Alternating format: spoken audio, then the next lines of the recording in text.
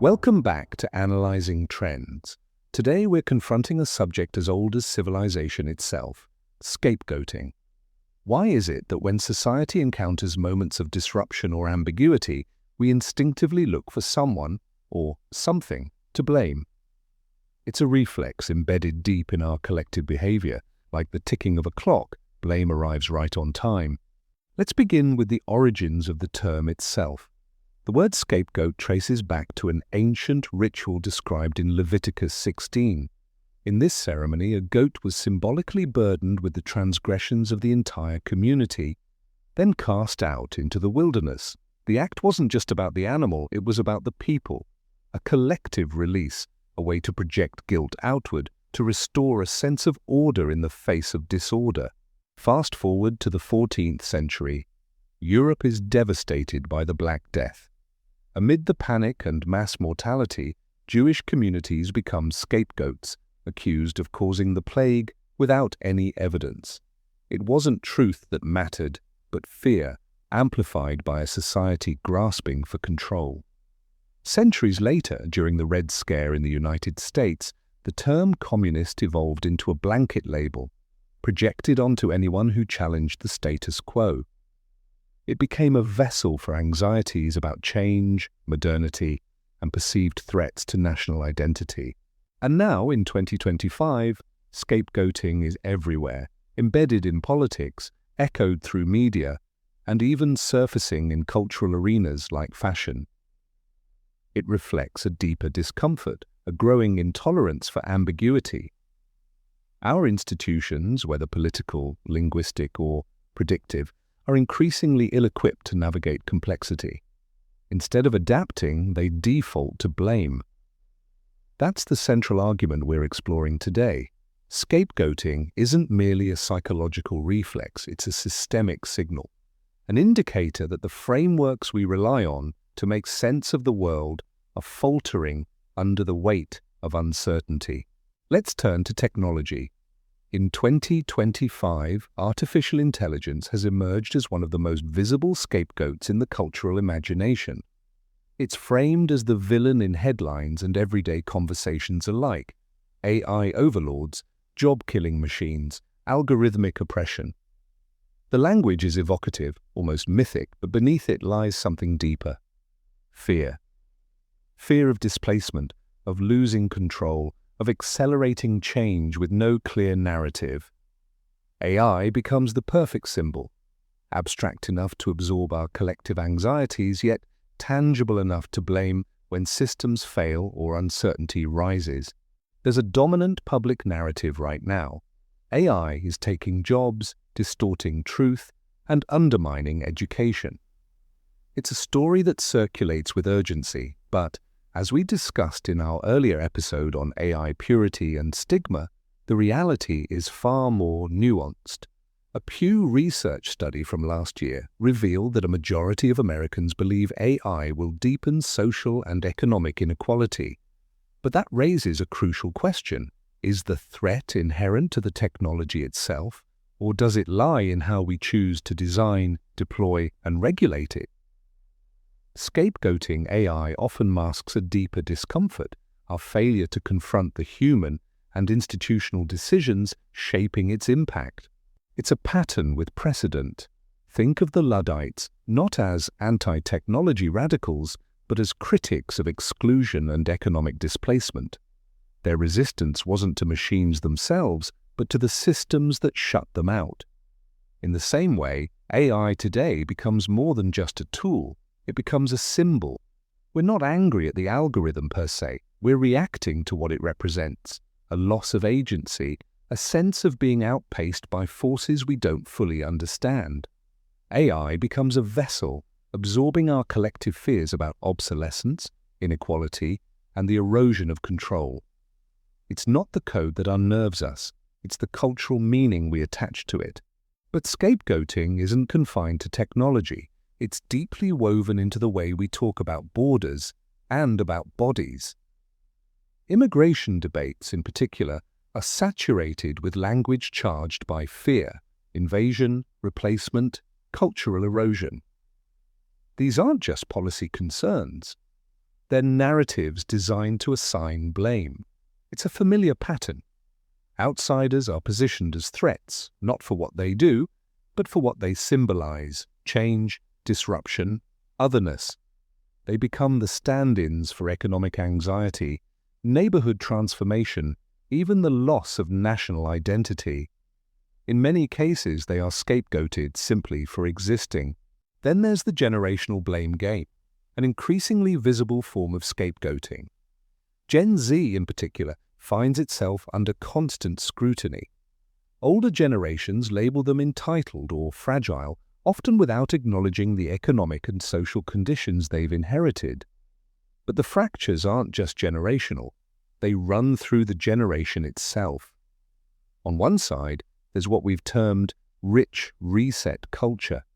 Young people exploring identity, pausing careers, experimenting with new ways of living. On the other, a growing cohort locked out by debt, job precarity, and structural instability. The resentment flows in all directions. Labels like curated resilience, fake self-care, and chronically online act as shorthand. Not just for behavior, but for moral judgment. Even gender becomes a terrain of scapegoating. Incel subcultures, for example, have turned women into symbols of exclusion and unattainable belonging, blaming them for everything from loneliness to societal collapse. But it doesn't stop there. Young men, too, are increasingly cast as scapegoats, framed as emotionally stunted, politically dangerous, or existentially adrift. What gets lost in both cases is the underlying instability, the eroding social contracts, the economic abandonment, the absence of meaningful rites of passage. Scapegoating becomes a way to map confusion onto identity. It transforms systemic breakdown into interpersonal blame. It's not just discontent, it's disorientation given a target. At its core, what we're witnessing is a breakdown of trust across generations, across communities, and increasingly within the self. The promises that once underpinned social cohesion, mobility, meritocracy, solidarity, now feel increasingly fragile, even hollow. Scapegoating thrives in this atmosphere. It offers simplicity where there is complexity, certainty where there is doubt. But beneath every act of blame lies a deeper signal, a longing for systems we can believe in and a future that feels like it belongs to all of us. Now let's take a closer look at institutions. When systems falter, whether it's public health, academia, or government, the public narrative tends to collapse into something overly simple. Complexity is uncomfortable, so we reach for clarity, even if it's false. Immigrants are cast as invaders, a metaphor that militarizes movement and frames demographic change as existential threat. Universities are reduced to woke indoctrination factories, suggesting that the pursuit of knowledge has become dangerous or deceptive. Vaccines are framed as medical tyranny, collapsing centuries of scientific progress into a storyline of state control. These labels are emotionally resonant. They offer catharsis, a sense of certainty, even moral clarity. But analytically, they're shortcuts. They flatten layered realities into binaries: good versus evil, control versus freedom, tradition versus change. And in doing so, they sidestep the deeper work of grappling with institutional failure. Public health doesn't just fail in moments of crisis. It fails in how it communicates uncertainty. Academia doesn't just provoke backlash because of what it teaches, but because of who feels included or excluded from its rituals of legitimacy. Government mistrust isn't just about policy. It's about the perception that decision-making is happening in sealed rooms beyond the reach of democratic feedback. Scapegoating institutional actors provides a release valve. But it also distracts us from asking harder questions. Why have so many people lost faith in these systems? What would it take to rebuild that trust in a fragmented post-truth environment? Blame simplifies, but interpretation, real, patient, culturally literate interpretation, is what complexity demands. Even in research and foresight, we're not immune. In fact, we often contribute to the problem by reaching for language that sounds rigorous but ultimately evades the core issue. Terms like disruption, resistance to change, or innovation fatigue are used as catch-alls, abstractions that allow us to talk around the real dynamics of power, access, and historical baggage. It becomes a kind of analytical outsourcing, substituting emotionally neutral jargon for the uncomfortable work of tracing who benefits, who's excluded, and whose worldview is being centered. When we call a backlash resistance to change, we risk obscuring whether that resistance is rooted in fear, legitimate grievance, or structural marginalization. The truth is, it's not working. Flattening complexity into buzzwords may help produce neat slide decks or tidy forecasts, but it distorts the landscape we're meant to interpret. It blinds us to contradiction, to ambivalence, to the ways people hold competing truths. And in doing so, it undermines foresight's greatest asset, its ability to hold the future open, not rush to closure.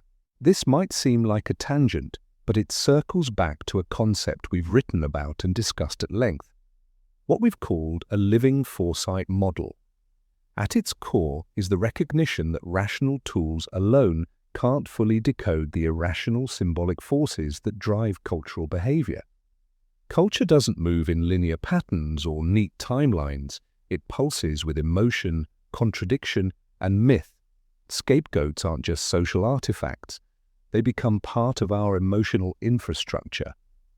They serve as pressure valves when collective anxiety builds faster than our institutions can interpret it. In moments of uncertainty, we turn to scapegoating not simply to assign blame, but to restore a temporary sense of order, even if it's illusory. In that sense, scapegoating is less about the target than the function. It tells us where meaning is breaking down, where our institutional maps no longer match the terrain, and where new interpretive frameworks are urgently needed. It's a cultural coping mechanism, yes, but it's also a signal, a call for better questions, not quicker answers. So, what do we do instead? We need better tools for sense-making, tools that don't just describe change, but interpret it. Methods like cultural semiotics, psychosocial theory, and narrative analysis aren't optional add-ons. They're foundational. They help decode the unseen architectures of meaning that shape public emotion and guide institutional behavior. In today's climate, they're not just academic frameworks, they're survival tools. If we want to understand why blame recurs, why scapegoating feels so instinctive, we have to examine the symbolic undercurrents, the myths we inherit, the metaphors we reach for, the stories we tell about risk, identity, and control. Without those lenses, we're left reacting to the surface. With them, we begin to trace deeper patterns. Patterns that point not just to what's happening, but to why it matters and what it conceals. That means moving beyond data aggregation and trend indexing. We need to ask, what collective anxieties are being displaced onto public figures or technologies? What foundational narratives are being rewritten under the surface of policy debates or cultural backlash? What social facts do these signals reveal, and how are they connected to a broader system of meaning? And yes, it's messy. But as we discussed in our work on Bayesian frameworks in measuring the irrationality of culture, the most meaningful insight often lives in the margins, in the outliers, the contradictions, the anomalies that refuse to fit cleanly into dominant narratives. That's where sense-making becomes real, when we resist the urge to resolve tension too quickly and instead learn to sit with dissonance. We need research practices that can evolve, methods capable of holding complexity without folding under the pressure to produce tidy, consumable conclusions. This doesn't mean abandoning rigor. It means expanding what we consider rigorous, approaches that make space for uncertainty, that map emotional turbulence, that engage with narrative friction rather than smoothing it over, because the world isn't neat. Cultural behavior doesn't follow clean lines or logical progressions, and if we want to understand it with any integrity, our tools have to mirror that unevenness, not just describe patterns, but also trace the rupture points, the contradictions, the unresolved symbolic tensions that often carry the most meaning. Here's the thing, scapegoating isn't just a social problem, it's a story system. It emerges where collective pain outpaces our ability to articulate it. It marks the places where institutions fail to metabolize uncertainty, where emotional overload fills the void left by structural breakdown. In that sense, scapegoats function less as explanations and more as placeholders, narrative shortcuts that reveal a deeper struggle with meaning itself. Right now, we're living through a kind of cultural revolution, one that lacks a singular name or ideological banner, but is no less transformative. The semiotic system, the network of meanings we use to interpret the world, is in active flux. Words are being redefined, symbols are being recoded, norms that once offered stability are now contested terrain. The result is a kind of semiotic volatility. What once felt like shared understanding is now fragmented, a landscape of competing truths and narrative dissonance. Scapegoating thrives in that environment, not because it resolves the ambiguity, but because it gives it form. It simplifies the unspeakable, and in doing so, it shows us exactly where meaning has gone unstable. If we want to build better futures, we need to become myth-aware, fluent in the cultural, emotional, and symbolic languages through which people make meaning. Foresight cannot remain confined to projection and probability.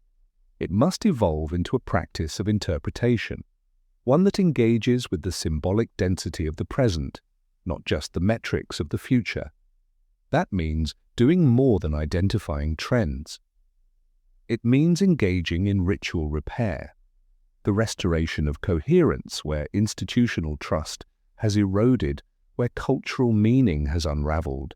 It requires attending to the emotional aftershocks of disruption and the symbolic scaffolding people use to orient themselves in uncertain times.